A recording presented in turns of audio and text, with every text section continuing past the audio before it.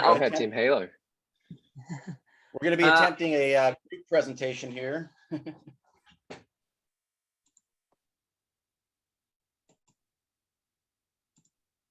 Okay, do we have everyone from Team H.A.L.O here? I think so. Okay, cool.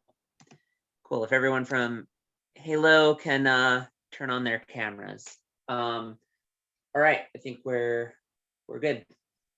And I will get started. So thank you for joining us or for inviting us. This is Team H.A.L.O. And we are a group of artists and scientists who are now migrating into the blockchain. We have a project that recently did receive a development grant from S.C.R.E.A.M Foundation, and we were the winners of the Octopus Network Challenge at the MetaBuild Hackathon. And what we're going to be presenting today is kind of an update on what we've developed since the hackathon just a few weeks ago. And our project does include Fleek, Filecoin, S.C.R.E.A.M, and Octopus substrates. And we are the developers of what we believe to be the world's first hybrid quantum computer, utilizing a proprietary methodology of sampling we call qubit processing. And if you look at my screen, my video screen, you'll see that is actually a tabletop supercomputer running one of our applications called we call the quantum clock. And so it is a clock that utilizes time dilation. And part of our objective is to create a system, a network of computers that are running sort of similar hardware and software to create super nodes on the blockchain. And so this is one of the applications we have that's a form of artificial intelligence, machine learning, that does incorporate a notion, the spatial components of time. And you see that we are currently running two nodes on this computer. It's an Octopus substrate node and a validator node. On it, we although they're not running, we also have a Filecoin and S.C.R.E.A.M validators. And the objective would be to have these all running at the same time. And currently we have these two, and then there's two where Dr. Caputi is on the East Coast running. So we currently have two computers up and running. Okay, next slide. And so that is the Hypercube algorithmic language oracle and the many applications that we have. We have a handful of designs for hybrid quantum computers that are works of art, I guess you could say sculptural works of art that are computing platforms, and we'll go into them in a few slides. This is what we think is a futuristic technology because we have unified the laws of time and quantum mechanics, which has been a quest for many scientists for nearly 100 years. While most scientists are looking into the outer worlds or out in outer space near black holes for this, we have managed to unify these laws in an application that you are now looking at. And we do this through a process we call qubit sampling, or qubit processing and coherent sampling. And with the design that you're looking at, we've entered a field called neuromorphic computing. And that means our software and our hardware are designed around concepts on how the human brain works.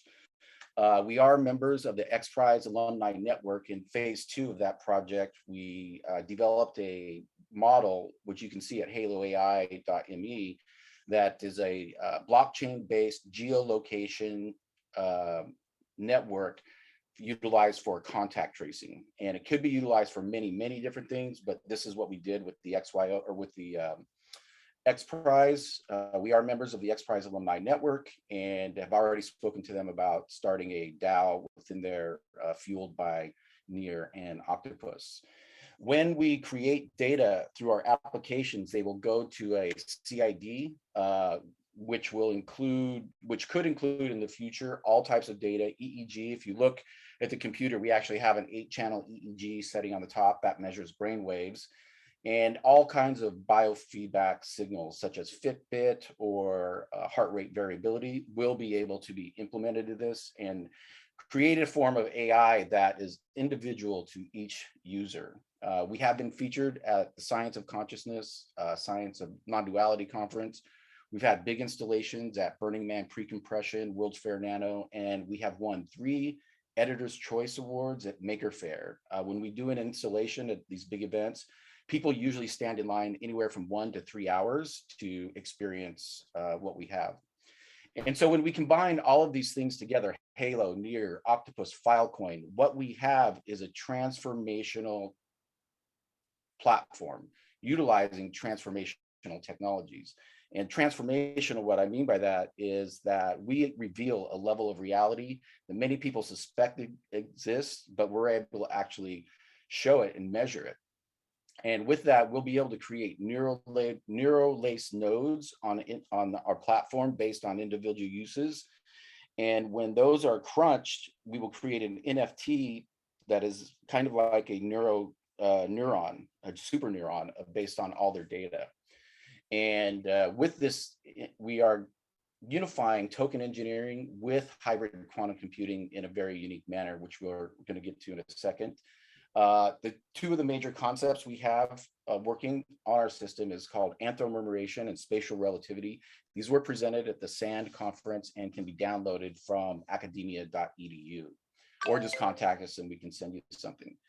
The potential for participation on this is very high because every time somebody uses one of our applications, they will actually be contributing to their own network as well as participating in citizen science. And through our data dashboard, people will get a very, I think, ground level, hands-on education on quantum mechanics and make it much more accessible. And when we combine that with our artistic and everything else, we'll be able to create a VR version of time travel. And so I'm going to turn it over real quick to Mason, who will walk through some of our efforts. Hi, I'm Mason, and I have done various software engineering work with P.e.a.c.e for 2 years or so. My work on this project has been connecting our Qbyte TrueRNG backend to a React.js user-facing app, which I deployed to Fleek via the GitHub Fleek integration. This user-facing app will allow the public to sign up for our site with their Near wallet for 1 Yocto, and the data that they generate is saved into their own CID memory bank. The idea is with time, the words will become increasingly meaningful to the user as entanglement increases. And they could speed up the rate of words per unit time that they get. In this case, we're getting 1 word per second, and the random byte is converted to the integer equivalent, which then will be the deciding factor on which word is rendered to the screen. And now I'll pass it to Travis, who is going to discuss some of his UI UX work with the team. Sure. Hi, everybody. Name's Travis Odell. Got a background in UI UX, graphic and web design. Just doing work for them, kind of helping make these ideas a little more consumable and easy to understand. So right now I'm working on this website. This is currently in a very early state. If you actually refresh it, it should be in a much more complete state. Please, thank you. But so yeah, that's kind of that. Also working with Mason to try to integrate those 2 things. That's about it. So I'm going to pass it back to Leo. Thank you. August? Howdy, y'all.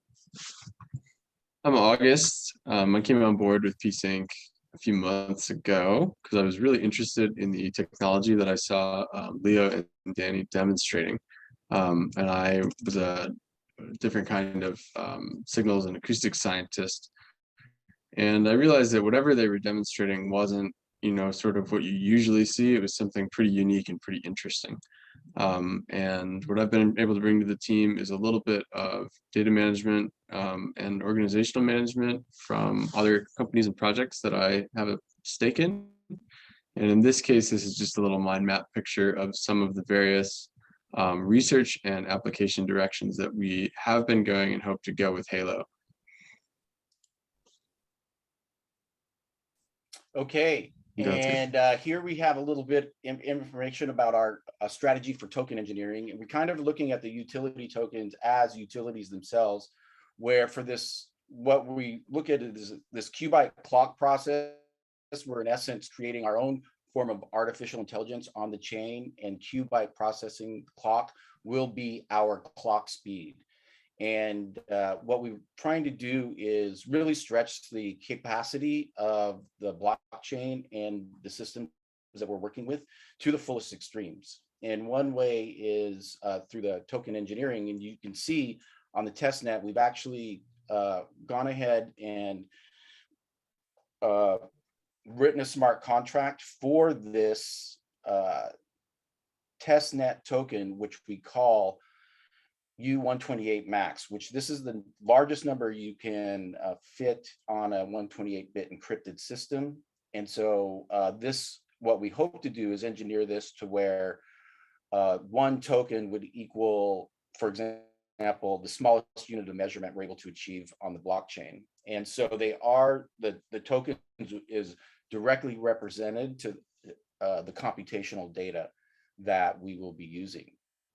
And what we hope with a lot of the computers working together is we create entanglement on the blockchain. And what you're looking at here are 5 different designs that we've had. Some of them already exist in the digital realm, and we have working models in physical realm. But these will be works of fine art computers that will be released in limited editions of 10, 100, 1,000, 100,000. And you can see at the full capacity, we have 160 million potential. Obviously, they're not going to go all the first year, but that's the full potential. And we have many different applications for this, and are looking for 13 million in DAO startup funds for validator nodes, and to where we can bring our entire network. So we're both a hardware and a software project, in which the core substrate technology will be the the app that you saw, and then we'll be developing many other applications on top of that. And when somebody purchases one of our Hypercubes or our spheres or one of our computers, it will augment their desktop into becoming kind of a super node.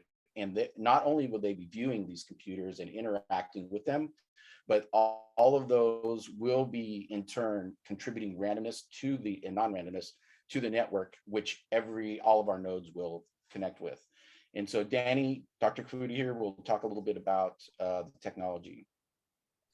Yeah, okay, so just to kind of wrap things up here, this is basically the underlying, one of the underlying drivers of all of that technology we discussed. And these are what we're calling non-random event detectors. So what does that mean? So basically, these are what you would think of as random number generators. So they're using quantum noise through electron tunneling to generate random bits.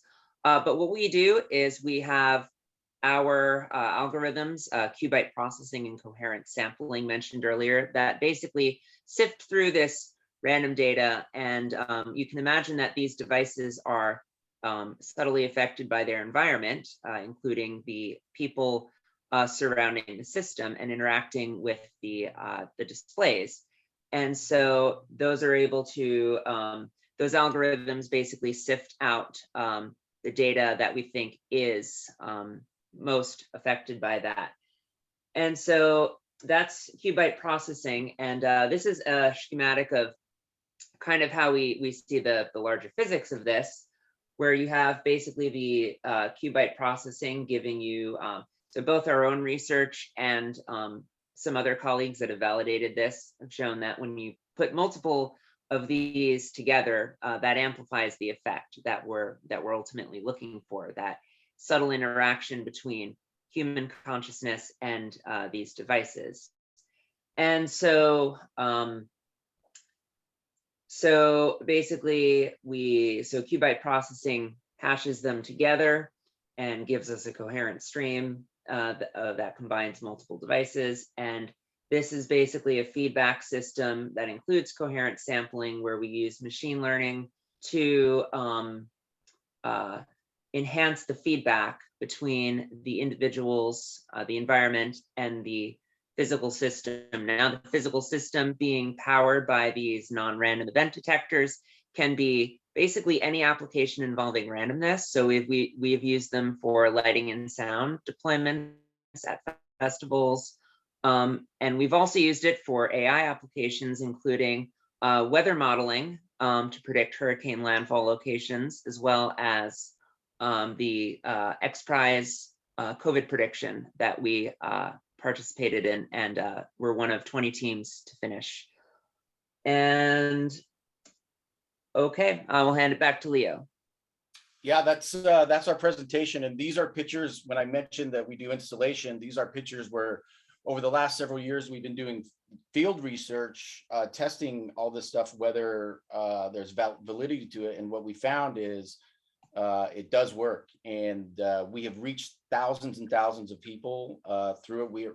We're very, I think, recognizable in the San Francisco Bay Area, and I think with some more support from the community, we can reach millions of people, not only online, but in real world events as well. So thank you for your time, and we look forward to working with Octopus in the future. Thank you, Leo. Any questions? Thank you, Team H.A.L.O. Yes, any questions from the judges? Hello, can I ask a few questions?